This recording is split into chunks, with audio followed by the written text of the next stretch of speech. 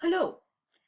In this podcast, we will focus on the concept of language. What is a language? Why are there so many languages? According to some estimates, there are approximately 6,000 languages these days, but many are expected to die out soon together with their last speakers. What is the difference between a language and a dialect?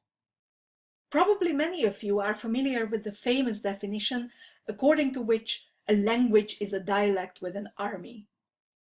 Speaking of the army, how have linguistic differences led to serious political conflicts, and vice versa? How have political conflicts caused linguistic differences? And why is it important to consider languages when we study national thought in Europe? But first things first.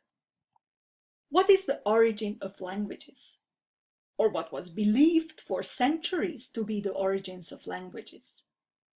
Like most things in that time, languages were also traced back to divine sources. Therefore, these theories are called, guess what? Divine source theories. Such theories are to be found in most cultures, but in European culture, the Bible was cited to explain language diversity. There are two stories about the origins of languages. One is already familiar to you from the previous podcast on Europe, namely the story about the sons of Noah, Shem, Japheth, and Ham. The world was divided among them, and Shem inherited Asia, Japheth Europe, and Ham Africa.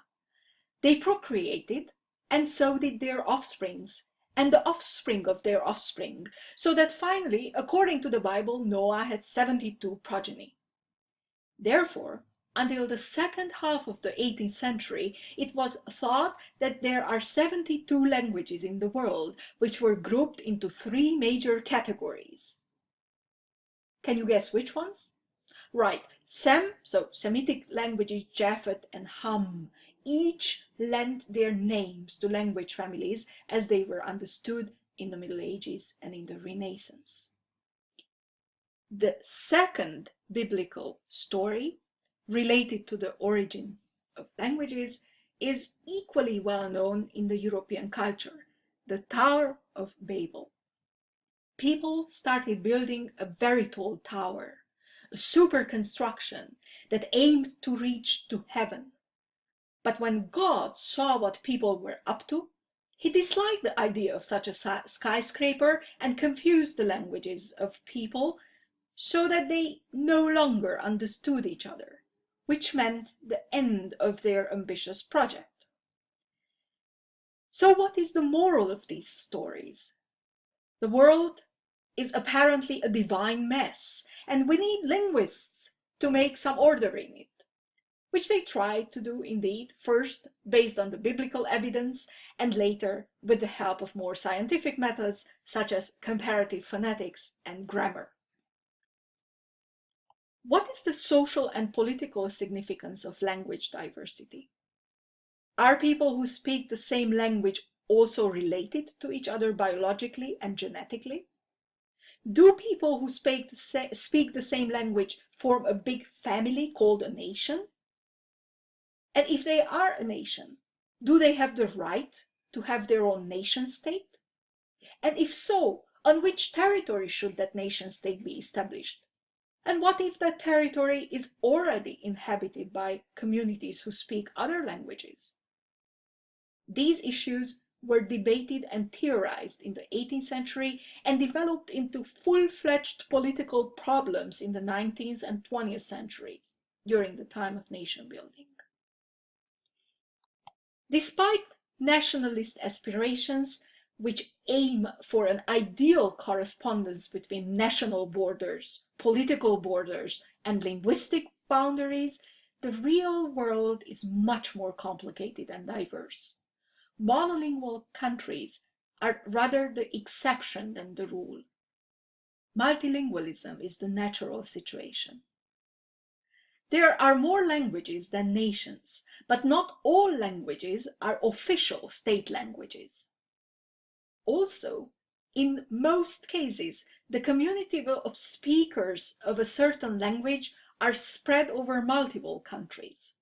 There are German speakers in both Germany and Austria, and German minorities in Belgium, Luxembourg, and in many other countries in Eastern Europe. Languages played a very important role during the 19th century nation-building movements when the vernaculars became standardized and began to be regarded as the language of state administration and education, a status previously held mainly by Latin, and were cultivated through literary works, cultural associations founded to protect and cultivate languages and set standards for their proper use. The cultivation of vernacular languages became a national cause and was regarded as a vehicle of social emancipation, democratization, and national community building. But the strong link between national politics and language policies had its downside. Strict nationalist language policies in many nation states led to an impoverished linguistic landscape.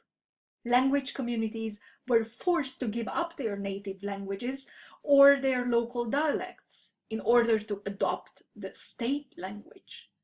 In such cases, the languages of minorities were seen not as an enrichment of the cultural ecosystem, but as a threat to national unity. The stronger the cultural homogenizing tendencies were, the less room was reserved for ethnic and linguistic diversity and difference. Though nationalism can create social solidarity if it builds on claims of ethnic linguistic heritage, it can lead to intolerance and the reduction of diversity within the nation state. A strong nationalist state with little tolerance for linguistic diversity can easily generate ethnic conflict. What makes languages so special in an emotional and political sense? One answer could be that languages are special because our mother tongues are charged with emotional attachment and cultural significance. Languages are considered an essential element of our identity.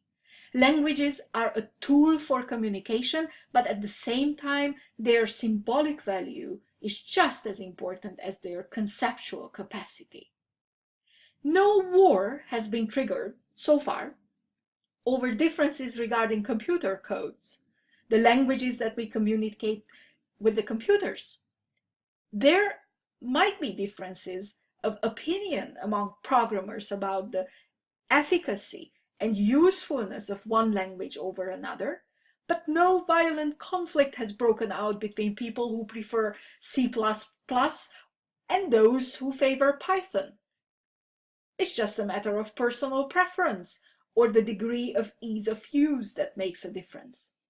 As long as they are functional and fulfill their role, all codes are equally acceptable, and if a code is no longer in use, nobody feels sorry for its demise.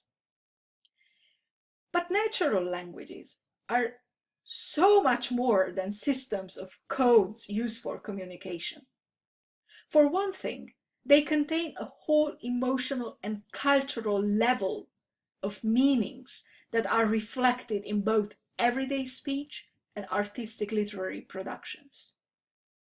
Therefore, banning languages from the public sphere or subordinating language communities to social engineering can meet with political resistance and can mobilize whole communities against state officials. The more liberal the language policies are, the less likely that a conflict will ensue among the various communities. To conclude, before the 18th century, scholars trying to discover the origins of languages turned to the Bible and used the divine source theory to explain language diversity. In the book of Genesis, the story of the Tower of Babel and the story about the sons of Noah were used to explain the origins and multiplicity of languages. In the 19th century, languages gained political importance. They were considered the cornerstones of nation building.